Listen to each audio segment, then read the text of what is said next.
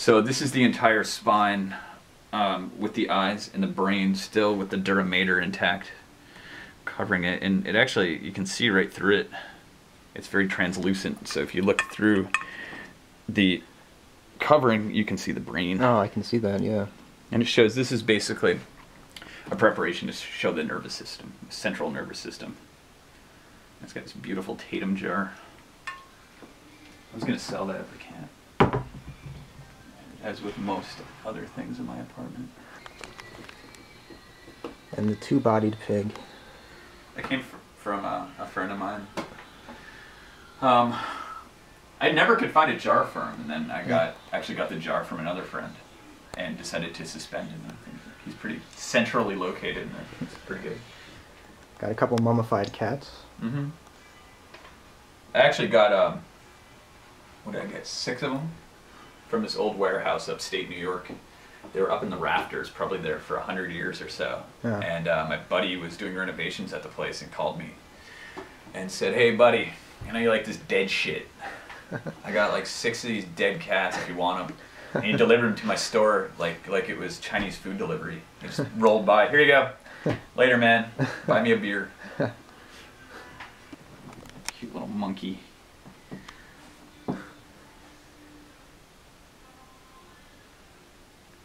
Little guy.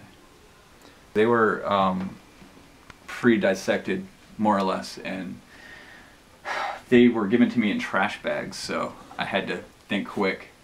So they were basically sitting on my floor for 2 days, and I was worried they were going to start to spoil. So I didn't have a jar. Well, I mean, I have one of them here. That's how big they were. Wow. The other ones were bigger, so I couldn't fit them in there. I had to dismember them because I didn't know where else to put them. So I have in the other room I have different canisters of parts. Like I have a jar of legs and hands, and then a jar of just heads. And I had to throw out a lot, but I kept this one. I pick it up and it's extremely heavy. It's covered. But I've actually thought about possibly freeze drying this or dry preserving it, so that it's just out and, probably take a few months. But I think it would look fantastic, just completely mummified. This is a chimpanzee skull. I love that piece. That's a piece I would never, ever sell, ever. You sometimes look at a room and you think about the 10 pieces that mean the most to you. That would be one of them. This was a piece that was given to me by another university. And it was given to me in sections. Well, I mean, this is what was given to me, but it was 3 sections: the top, and a section of the maxilla, and a section the mandible. And I just kind of pieced it together, and it's like how it looks. It's extremely old. What's the story behind this particular skull right here? That skull is very interesting, actually. In October, on Halloween, I got a call from my friend who is in Woodstock, New York, and he was walking around at night. There's a big parade out there, and passed by one of the churches in town and saw this sitting on the steps. Didn't know why. Just walked up, kind of called out, asked if anyone knew where it came from, why it was there. No one was around. It was just sitting there. I think he passed by, came back, it was still there. So he went and grabbed it because, hey, nobody claimed it. So he's just kind of walking around town goofing with people like, I think I got a skull. And since it's Halloween, I'm sure nobody thought much of it. So he gave me a call and he said, "I found a skull, I think it's real. So if you want to legitimize it, come into the city in a couple days, I'll bring it with me." So he brought it by my shop and I took a look at it and instantly knew what it was, of course. It wasn't just a normal old antique skull with a beautiful patina, but a cradle-boarded skull. You can tell that it was cradle-boarded just by the shape of it, especially when you look at it from the side. It's very, very flat. A lot flatter than a normal skull. It didn't come with a mandible, but I like it just like this. So I stuck it on this stand and this is where it lives now. Oh, the other funny part of the story is I traded him a skull and crossbones belt buckle, and I got a skull. Felt like it was a fair trade. How about the story on the baboon riding the Rottweiler here? Well, that was actually just thrown together a couple days ago for the Carnivorous Knights taxidermy competition. And you can't tell now because I took most of it apart.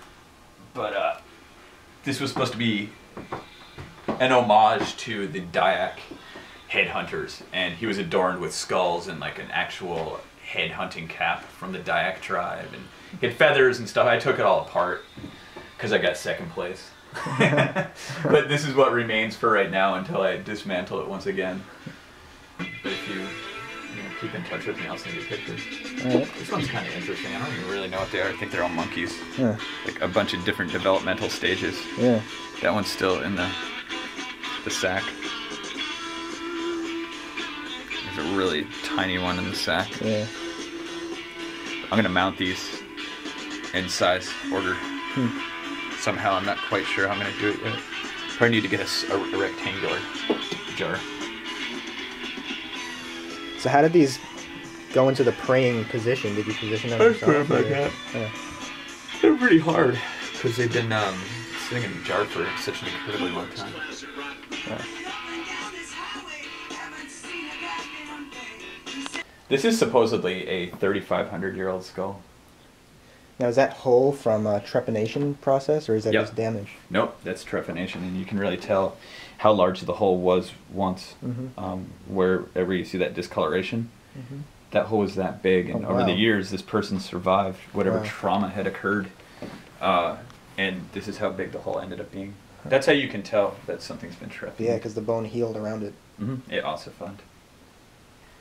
Actually, still got little sections of skin on it. And that's the mummified brain matter that I found inside of there. The guy who sold it to me, he excavated this, I think, in the 50s himself. He was a world traveler. And this is a piece that I just couldn't live without. How about the story of Sven? Oh, Sven. Had him for probably, I don't know, 6, 7 years or so. He came about a dealer I go to see pretty frequently. I waltzed in there and said, "Hey man, I really, really need a fetal skeleton. What the fuck? Can you help me out here?" And he just pointed up. He didn't have a lot of this stuff, but he just goes like this. And there it was. My baby. And at the time I had zero cash. Zero. I used my money for my apartment to buy that piece. Much to the chagrin of my girlfriend at the time.